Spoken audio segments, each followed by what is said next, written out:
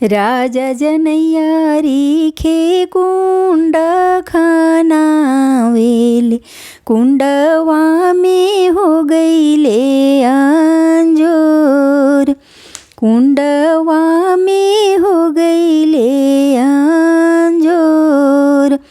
कुंडवा उघारी जब देखिले जनैया रीखे, कुंडवा में कन्या कुंवारी, कुंडवा में कन्या कुंवारी। कथी के दूधवा पियई बोए बाबा, काई धरबो नाम हमार, काई धरबो नाम हमार।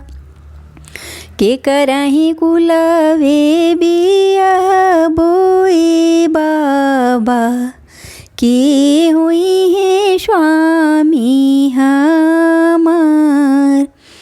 के कराही कुलवे बियाह बोए बाबा, के हुई है स्वामी हमार।